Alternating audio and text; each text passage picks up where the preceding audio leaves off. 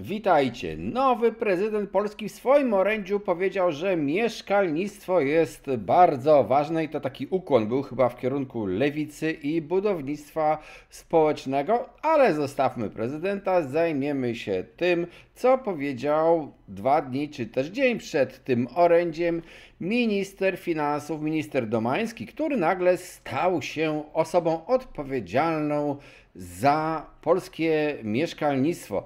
Od razu dodam, że na naszym kanale, na Patronite, znajdziecie, jeżeli jesteście naszymi patronami, sporo artykułów związanych z tym tematem, bo temat jest tak obszerny, że po prostu się nie zmieści w tym krótkim filmie.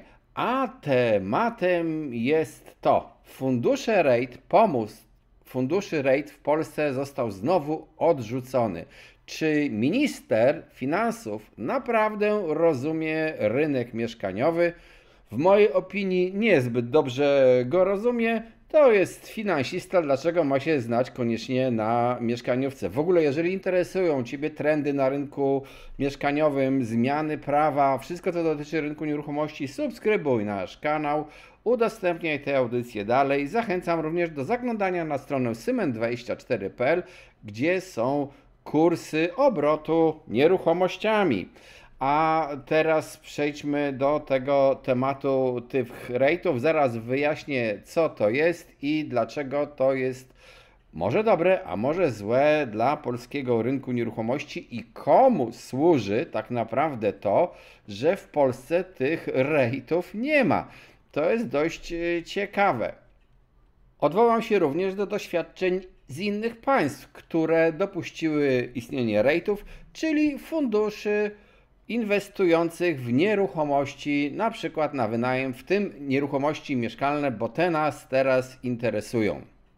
Minister Domański dość spokojnie i technokratycznie zakomunikował, że nie przewiduje wprowadzenia funduszy REIT w Polsce, funduszy inwestujących na rynku mieszkaniowym, i to, tak można powiedzieć, zrobił niektórym radość, bo ludzie byli bardzo źle nastawieni do tych funduszy REIT, dlatego że uważają, że one są źródłem podnoszenia cen mieszkań w różnych krajach, tam gdzie istnieją, albo też wzrostu wręcz czynszów. A jaka jest prawda? I czy istnienie takich REIT-ów mogłoby być jednak korzystne dla rynku nieruchomości? Czym są REIT-y? Są to po prostu fundusze inwestujące w nieruchomości dochodowe, często mieszkaniowe, też komercyjne bardzo często, i wypłacają zyski z tych swoich inwestycji w formie dywidendy. Pozwalają też ludziom, którzy chcą inwestować w nieruchomości, a nie mają pieniędzy na to, żeby kupić sobie mieszkanie, ale mają trochę pieniędzy chociaż, no to taka osoba też może stać się inwestorem na rynku nieruchomości, czyli można powiedzieć, że dzięki tym REIT-om duże grono inwestorów indywidualnych pośrednio może znaleźć się na rynku nieruchomości. Fundusze te działają w dużej liczbie krajów: w Niemczech, Francji, Wielkiej Brytanii, USA, Japonii, Kanadzie, Australii, a w Polsce nie ma ustawy o polskich REIT-ach.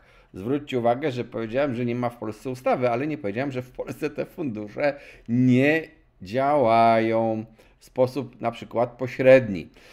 Inne kraje, te, w których działają te fundusze, często mają złe doświadczenia. Przeciwnicy tych funduszy powtarzają, że właśnie doświadczenia tych krajów pokazują, że był wzrost cen mieszkań i wzrost cen najmu. Najczęściej powoływane są przykłady Berlina, gdzie wzrosły gwałtownie czynsze i były protesty społeczne. W Dublina, gdzie fundusze budujące na wynajem ograniczyły dostępność mieszkań dla kupujących osób na swoje własne potrzeby. Na przykład też Toronto. Fundusze masowo skupujące mieszkania windują ceny, wypychają młodych z rynku. No już tam wiele innych miast, Nowy Jork, San Francisco, bardzo często powtarza się ten scenariusz i też bardzo często te fundusze, inwestując w mieszkania i podnosząc standard tych mieszkań, likwidują taki tańszy, niższy sektor mieszkań przeznaczonych na przykład na wynajem. Czyli to oznacza, że ludzie, którzy mają mniejsze dochody, nagle nie mogą znaleźć dla siebie żadnej oferty. Mieszkania są, ale są to mieszkania nie dla nich. Z tym, że te przykłady złego działania funduszy dotyczą miejsc, w którym pozwolono na taką wolną amerykankę, czyli te fundusze mogły robić wszystko. Mogły kupować mieszkania na rynku wtórnym, przebijać ceny, licytować się z osobami indywidualnymi, wynajmować krótkoterminowo, korzystać z efektu skali, kupować na przykład całe osiedla, przez co ludzie potem nie mieli oferty nowych mieszkań.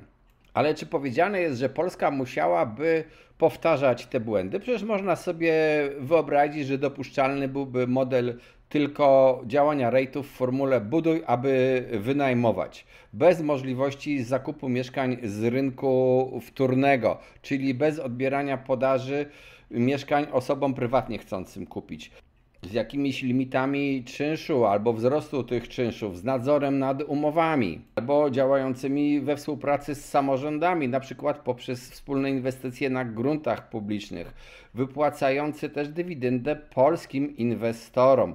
Taki model byłby społecznie odpowiedzialny, ekonomicznie sensowny, a jednocześnie zahamowałby taką spekulacyjną ekspansję funduszy zagranicznych, które już dziś działają w Polsce i to bez żadnych ograniczeń. Właśnie między innymi dlatego, że brak jest tej ustawy. No i właśnie, kto korzysta na braku tej ustawy? W Polsce nie mogą działać nasze REIT-y, bo nie można ich stworzyć, ale za to mogą działać zagraniczne PRS-y? Beneficjenci braku regulacji polskiej to są właśnie fundusze zagraniczne. Mogą wchodzić na polski rynek jako wehikuły offshore bez kontroli. Duzi deweloperzy mogący sprzedawać całe osiedla instytucjom bez ryzyka interwencji państwa. Inwestorzy korporacyjni korzystający z asymetrii wiedzy, kapitału i podatków. Wbrew pozorom na tym, co dzieje się teraz, czyli braku ustawy o funduszach, ale działaniu tych funduszy de facto w Polsce, przegrani są polscy inwestorzy indywidualni, którzy po prostu nie mogą uczestniczyć w tego typu instrumentach, bo ich nie ma dla Polaków. Najemcy, którzy nie mają stabilnych, bezpiecznych mieszkań instytucjonalnych z przewidywalnym czynszem, ale raczej mają tylko niewielką ilość i te PRS-y, które weszły, wcale nie spowodowały koniecznie obniżek cen.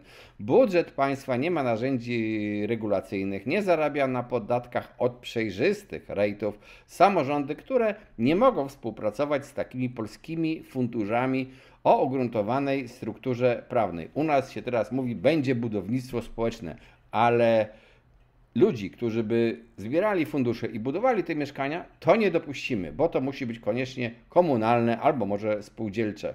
W moim pojęciu minister nie wie, co robi, bo odrzucenie pomysłu REIT może wynikać u niego z politycznego strachu przed konsekwencją, bo jest to temat niepopularny, bo jest źle w Polsce naświetlany po prostu i wskazuje się winnego, zanim tutaj wszedł, mimo że diabeł harcuje i jak powiedziałem, PRS-y bardzo dobrze działają w Polsce. Braku koncepcji, czy też braku kompetencji w analizie rynku mieszkaniowego u ministra. Niestety nikt go nie wsparł z nowych urzędników, których on przejął wraz z Ministerstwem Rozwoju i Technologii. Może to być u ministra chęć przeczekania tej niewygodnej reformy, po prostu po co ja mam to robić, po co ja mam się kłócić. Bo przecież nie chce ministra podejrzewać, że działanie jest świadome i ma po prostu utrwalać istniejący układ, w którym najwięcej zyskują ci, którzy mają kapitał i wpływy. Moim zdaniem czas na poważną dyskusję, bo nie chodzi o to, aby nagle sprywatyzować rynek mieszkań, oddać go w całości REIT-om, ale chodzi o to, żeby zamiast dzikiej prywaty funduszy zagranicznych, z którą mamy do czynienia dziś, wprowadzić cywilizowane i kontrolowane REIT-y. Zamiast luk prawnych zasady, zamiast bezruchu jakiegoś, aktywne narzędzie stabilizacji rynku. Brak ustawy o REIT-ach nie jest tak naprawdę stanem neutralnym. To jest stan niekontrolowanej ekspozycji polskiego rynku na kapitał zewnętrzny bez korzyści dla obywateli i dla państwa.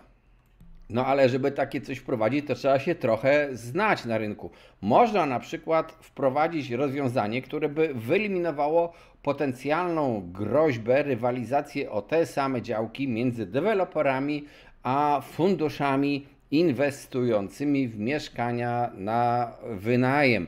Po prostu gminy mogłyby nagle w swoich planach, ale to było potrzebne już prawodawstwo ogólne, które rozgraniczyłoby tereny zabudowy przeznaczonej na wynajem, tereny zabudowy przeznaczonej na sprzedaż.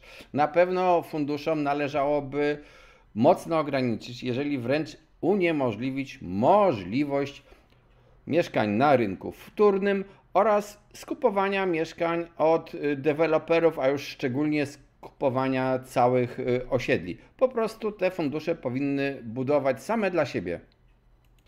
Ja wiem, że niektóre ograniczenia, o których przed chwilą wspomniałem, mogłyby spowodować mniejszy napływ funduszy, mniejsze zainteresowanie Polską ze strony tych funduszy REIT, ale w sumie o to też troszeczkę pośrednio chodzi. O to, żeby znaleźć ludzi, którzy chcą tu w Polsce inwestować, ale żeby ci inwestorzy nie dewastowali rynku w ten sposób, że po prostu dla dużych grup społecznych mieszkania stają się po prostu tak naprawdę niedostępne. Bo podsumowując, fundusze REIT nie są z definicji złe. Mogą być zarówno społeczne, jak i rynkowe. Problemem, szczególnie w tych innych krajach, o których mówiłem wcześniej, była po prostu wolna amerykanka, a nie samo istnienie tych funduszy. Pozwolono im po prostu na zbyt wiele. Jeżeli te fundusze nic nie budowały, a po prostu skupowały i to z rynku wtórnego i z rynku pierwotnego mieszkania, no to nic dziwnego, że ceny szły w górę i wiele osób po prostu nie mogło kupić mieszkania dla siebie, a jeżeli te fundusze inwestowały i przerabiały nawet te skupione mieszkania, podnosząc ich standard i żądając potem wyższego czynszu, to nic dziwnego, że ci ubożsi najemcy po prostu nie mogli znaleźć dla siebie mieszkania. To jest prawdziwy problem w Polsce. Gdyby rządzili nią ludzie z wizją, znający się na rynku nieruchomości, można by stworzyć własny, mądry model działania REIT-ów, działający dla dobra rynku mieszkaniowego, a nie niszczący ten rynek. A w ogóle brak ustawy o REIT nie chroni naszego rynku, wręcz przeciwnie, oddaje go w ręce nieregulowanych funduszy z zagranicy, tych PRS-ów i różnych działań, które nie mają żadnego hamulca i właśnie oni mogą po prostu powodować to, co było w tych krajach, gdzie tak się źle stało na rynku mieszkaniowym. Czyli czas wreszcie odpowiedzieć, czy brak ustawy to ostrożność, czy też bezczynność spowodowana lękiem przed wyborcami. Jeszcze raz przypominam, że na Patronite zamieścimy sporo artykułów właśnie o tym, co się działo w wielu krajach, dlaczego tam te fundusze się nie udały, dlaczego one tam zniszczyły rynek. Bardziej szczegółowo mówimy też, co można by zrobić w Polsce, a takie rozdzielenie tych materiałów spowodowane jest tym, że nie chcieliśmy przedłużać tej audycji do kilku godzin. Jeżeli interesuje Was rynek nieruchomości, subskrybujcie nasz kanał, piszcie nam w komentarzach swoje opinie o rynku nieruchomości, propozycje nowych tematów, a także przypominam, że na stronie symen24.pl znajdziecie kursy obrotu nieruchomościami. Cześć, trzymajcie się!